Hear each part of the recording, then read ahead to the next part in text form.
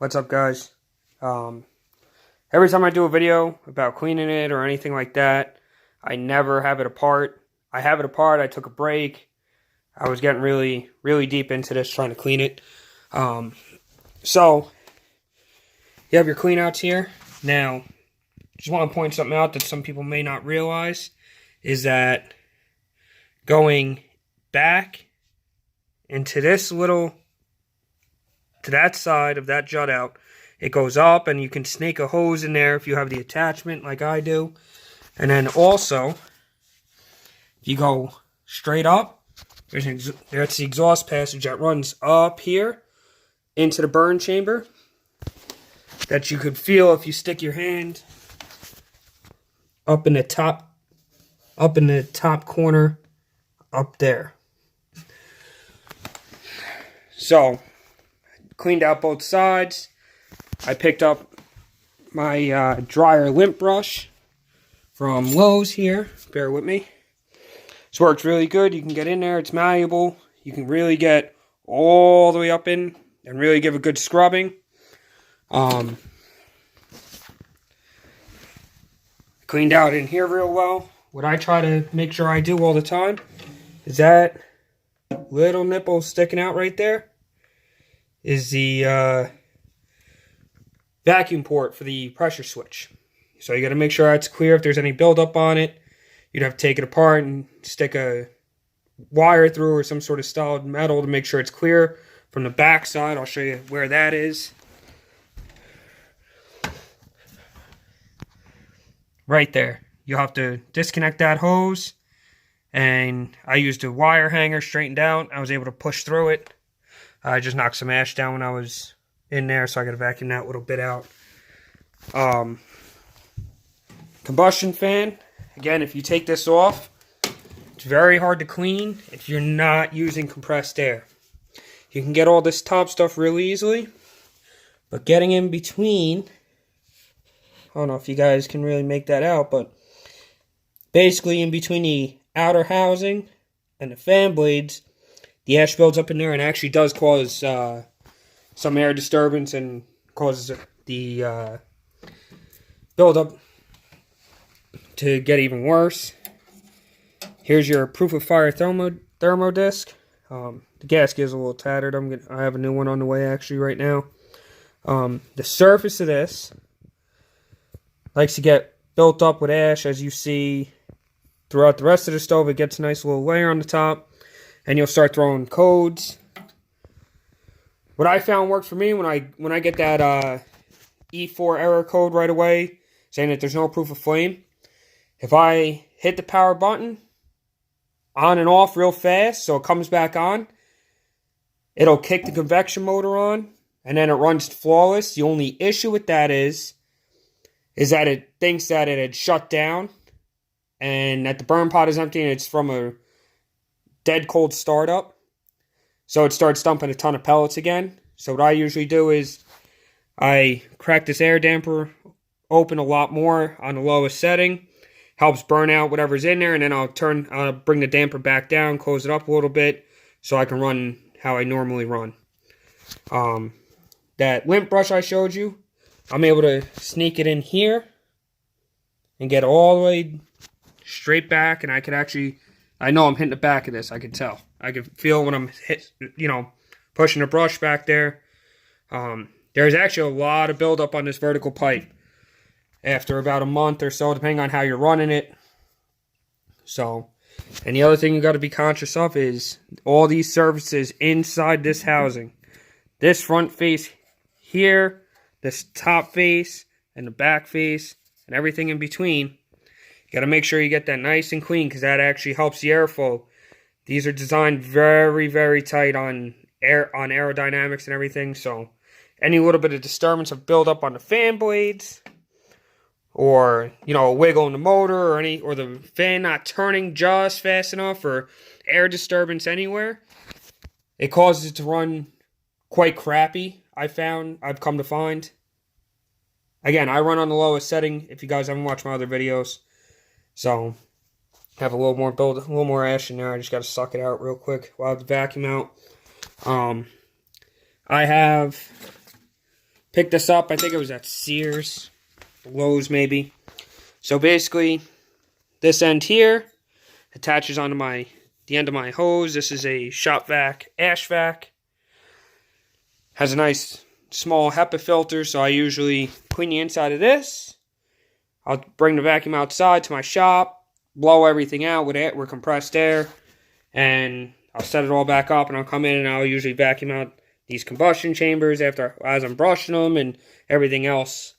So I usually, when I do a major cleaning like this, I gotta clean my vacuum twice just to get it complete. This little thing is invaluable. This hose is just clear tubing. I could flex it around. I can get it all into these passages. From what it seems like the passage that goes towards the center of the stove, it goes up and then in, and I can't quite tell if it's going down or which way. But no matter what I've done, I've tried to stick a hose all the way through so I can see it into that little hole here. I'm going to try and line this up for you. Just bear with me. I'm probably making you dizzy doing this. I'm sorry. So, try and see it in that, crevice back there. I can never see it, so I'm hoping I get it good enough. I think I'm going to try and get a longer hose to see if I can really get it all the way through, and then I can know if where it's going and how it's bending, and hopefully I can figure it out.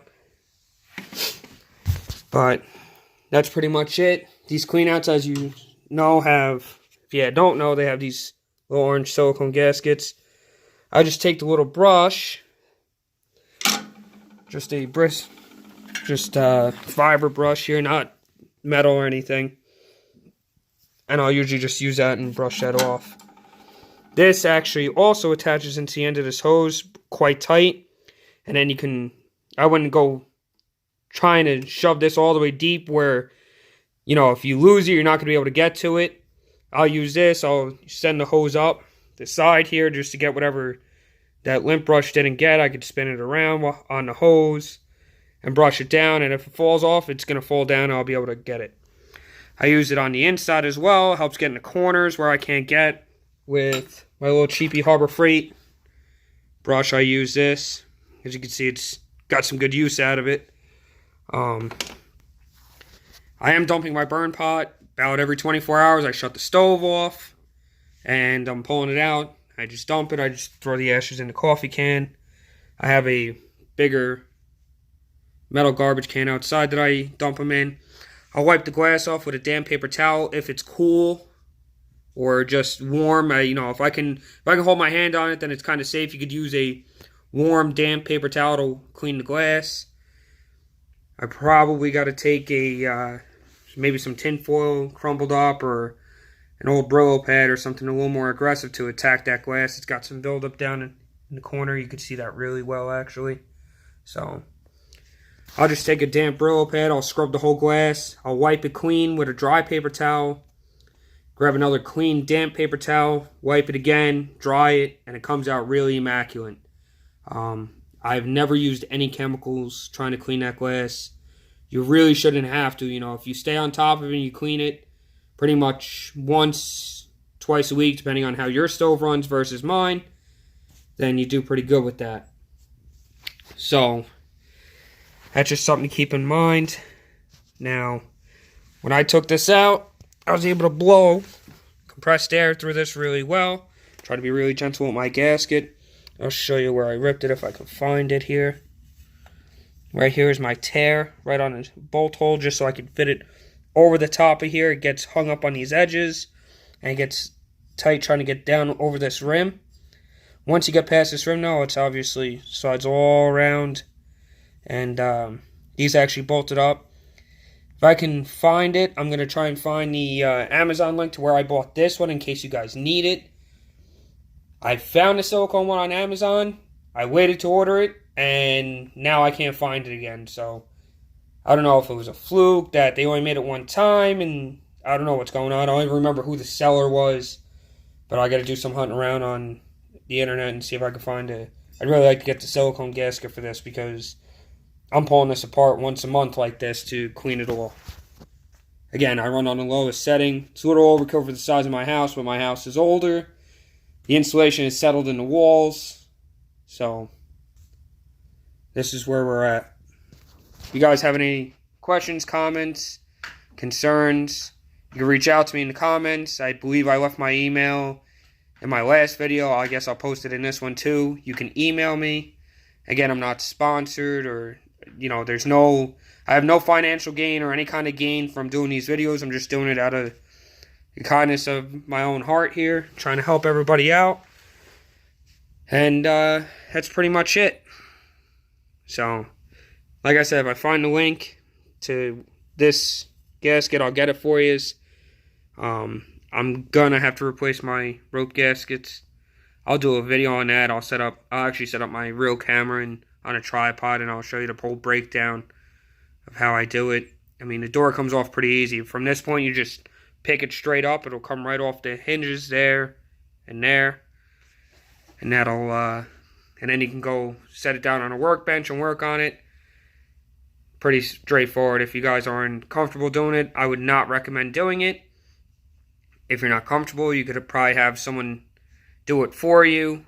A local Ace hardware store or someone like that, or anybody who's willing and able to try and do this. They shouldn't really be hard to do it. It's definitely going to be some contact glue for the outer gasket. And I think the inner gasket is just you just kind of pull the glass out from the two holding plates at the top and the bottom. There's 4 Phillips head screws, it looks like. Pull those plates off, that glass should pop right out. You can pull the gasket out, put the new one in, and then you just kind of sandwich the gasket between the frame and the glass, and it'll actually create this little overlap on this side and the overlap on the other side. So that's actually the edge of the glass right there. So it's not too difficult, it doesn't seem. Like I said, I think that this is definitely cemented on this gasket here. And there's a 1, 2, 3, and 4. Removes this little holding plate. Those are available through Amazon, not Amazon, through the stove company. This is just a little roll pin on here. And you'll be able to slide this out. And then you could unscrew your handle. Now, if you guys didn't know, to adjust this, if you turn it out, it's going to pull this closer to the door. And when it latches on, it's going to make this seal tighter to here. So you guys might have to adjust that. I know I have. When I first started, I think that was factory. It was about 3 turns. So I just 1, 2, and then I just check it. I mean, you don't want extreme pressure. See, that's a lot of pressure. I think I gotta bring it in 1. We'll see where it is. See, that's pretty good. I'm not putting a whole lot of force on here. I mean, I'm just gentle with it. Should be snug. And that's it. I've pulled this plate off with the Phillips head screws, and I've tried to vacuum that out pretty well in there. That passage I haven't really explored. It seems kind of rough in there. I don't want to get my hose hung up or broke or anything. I think I might blow some compressed air through the convection motor on the back, on that side. Try and blow it through there to get any dust out and get it over here. I'll have to have someone hold a vacuum here or down there. We'll see what happens, how it comes out. Alright. Again, thank you guys for your views, likes, comments. Have a good day.